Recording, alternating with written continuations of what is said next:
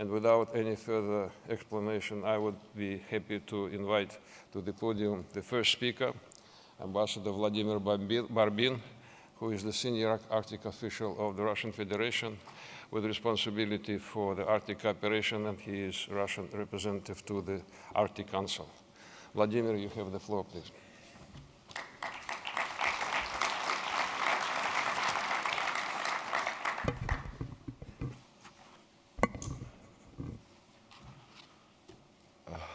Dear participants, guests, and our friends from the media, it is a privilege and an honor to speak at the conference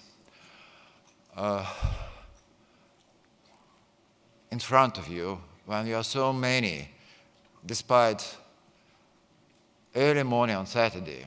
And thank you for your sacrifices for doing this, for attending the panel session on Russia. But let me first introduce the moderator. He is one of the most experienced guys in Russia in the Arctic affairs. He served as the Russian representative of the Arctic Council for about 7 years. Yes, and he is sharing still his knowledge about Russia with us and with you. Maybe you have attended yesterday evening breakout session on Russia, and he was the keynote speaker there. And I would like also to thank the organizers for the opportunity to have a plenary session on Russia. The announced title of my speech is Russia and the Arctic Council, but I would like to dwell not only on the Russian approach to cooperation in the Arctic, but also on the Russian policy in general. And my primary goal is to give you the impression of our way of thinking, to make it easier to understand our deeds now and for the future. Russia considers the Arctic as a territory of dialogue and cooperation and is eager to promote for the region the constructive agenda based on the national interests of all Arctic states.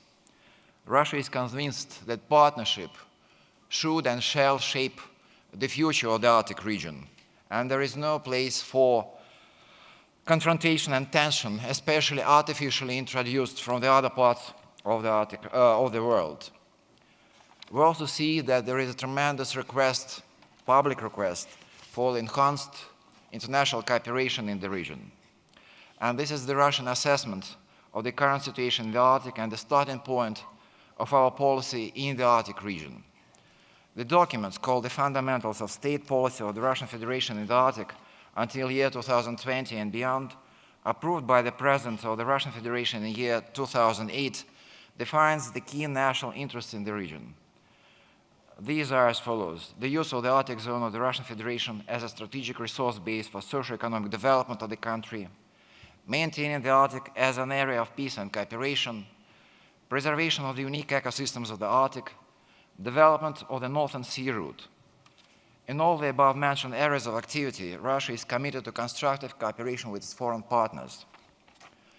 I would like to draw your attention to the fact that all main documents which serve as the guidelines for Russian policy and future activities in the Arctic are published, and there is an easy access to them in the internet.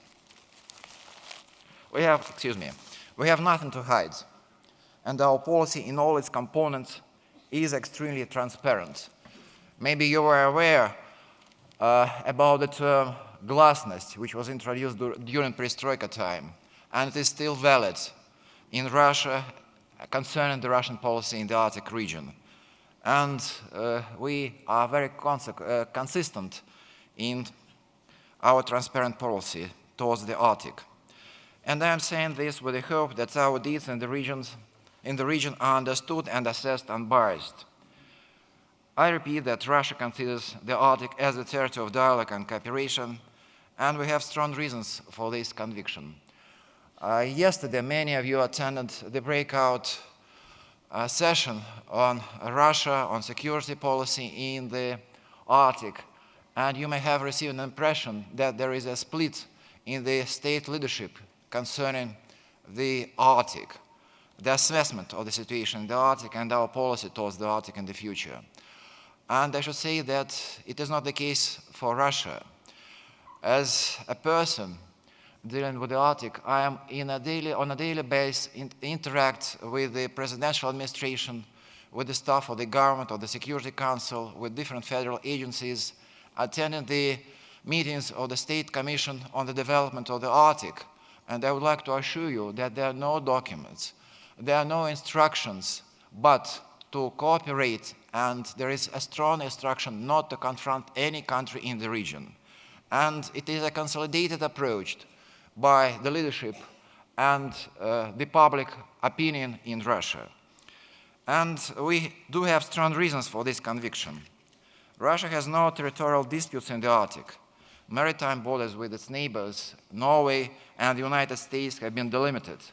And the limitation line is fixed in our bilateral agreements, and it is not contested at the governmental level in any country.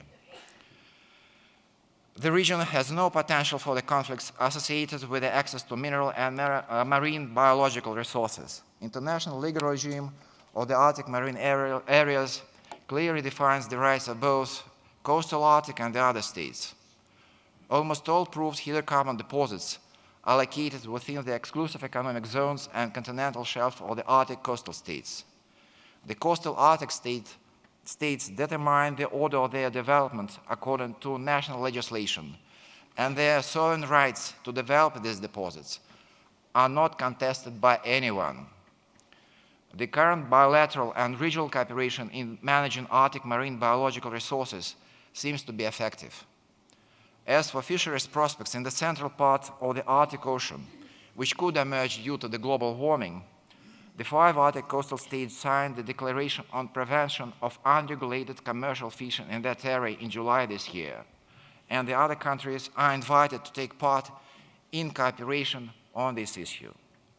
And some words about the continental shelf, the submissions on the extension of the outer limits of the continental shelf. The Arctic coastal states have rights under the UN Convention on the Law of the Sea to extend the outer limits of their continental shelf. And it is clear now that some of their submissions will partially overlap each other. This happened, for example, with the submissions of Russia and Denmark. Such situations will be settled through bilateral negotiations and on the basis of international law. And as early as year 2008, this very algorithm for the matters of dispute was confirmed at the ministerial meeting in Ilulissat. The ministerial meeting attended by 5 Arctic states on Greenland, Denmark, and it is fixed in Ilulissat Declaration, and the provisions of this declaration are still valid. And just one small remark. However, before starting any negotiations, the Commission on the Limits of the Continental Shelf, based on the data submitted, should confirm that the subject area of the Arctic Ocean bottom is actually the continental shelf and it is not a deep area of the seabed. And if you analyze the Russian policy in the Arctic impartially, you could notice that all our activities in the Arctic region, including our submission to the Commission on the Limits of the Continental Shelf, are in compliance with the international law. Russia doesn't want to have more rights in Arctic than it is envisaged by the international law, especially UN Convention on the Law of the Sea. But at the same time, we are not going to refuse from executing in full the rights belonging to Russia as the coastal state. And it is of vital importance for the stability in the region that all states in the Arctic should keep the adherence to the international law further on. I would like to highlight that Russia does not see in the Arctic region insoluble contradictions and, moreover, issues that might require a military solution. All the challenges we face now in the Arctic have no military dimension. The Arctic should remain the area of cooperation focused on providing sustainable development of the region and on the further improvement of the quality of the life of the peoples, population in the high north, including the indigenous peoples. And I am really glad to say that our Arctic neighbors have this similar approach. In the declaration of the ministerial meeting of the Arctic Council, all its member states reaffirmed the commitment to maintain peace, stability, and constructive cooperation in the Arctic. The Arctic states also confirmed the commitment to respond jointly to new opportunities and challenges in the Arctic. Russia is convinced that the Arctic states have the main responsibility for the Arctic region, but the Arctic should not and could not be preserved as the zone of exclusive cooperation only among the Arctic states.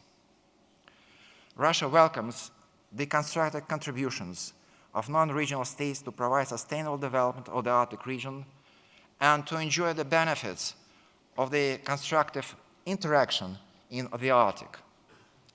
The same common approach of the Arctic states had been demonstrated at the last ministerial meeting of the Arctic Council by adopting the framework for action on enhanced black carbon and methane emissions reductions. And this document contains an appeal to the observer states to take part in the collective efforts in the Arctic to tackle this challenge. This appeal has been heard, and quite many non-regional states are engaged now in this cooperation. I shall name only a few. Among them are France, Italy, Japan, Spain, United Kingdom, European Union. And such forms of interaction should be developed further on. Russia considers the role of the Arctic Council in promoting international cooperation in the Arctic region to be irreplaceable. We are not seeking any alternative to it, and we do not want to do it. The history of the Arctic Council is a history of success, and there is no dividing lines between its member states. The decisions are taken by consensus based on the national interests of all Arctic states. And this consensus approach to common challenges and opportunities is the main asset of the Arctic cooperation and the key factor for providing sustainable development and stability in the region. Despite all the existing difficulties on the international arena, the Arctic cooperation is moving forward.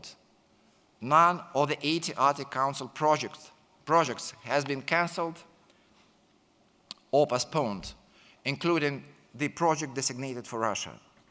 The Arctic states succeeded last year in launching the finance mechanism of the project support instrument. The Arctic states made obligations to accumulate about 16 million euros to facilitate implementation of the joint ecological projects in the Arctic region with a focus on Russia.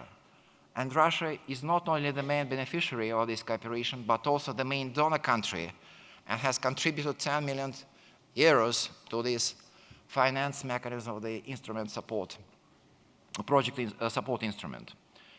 The Arctic Council activity contributes to expanding the horizons of the international cooperation in the Arctic.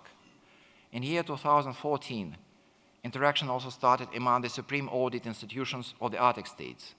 In spring this year, the Arctic Offshore Regulators Forum was established.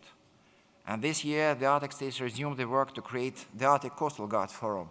And as you have heard yesterday, by the end of October, there is a strong hope that the positive result will be achieved.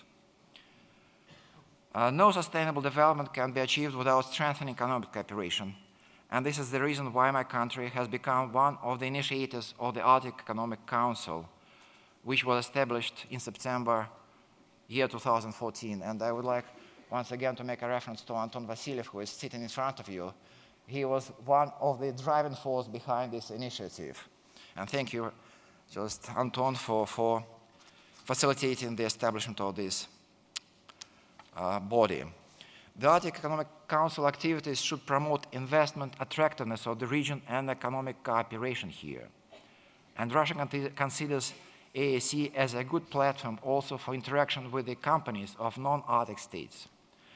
I would like to finish by saying that Arctic Council has a huge potential for providing, through enhanced cooperation, the sustainable development of the Arctic and the improvement of the living conditions of the peoples in the High North, and that Russia is intended to continue contributing to the further promotion of the Arctic cooperation.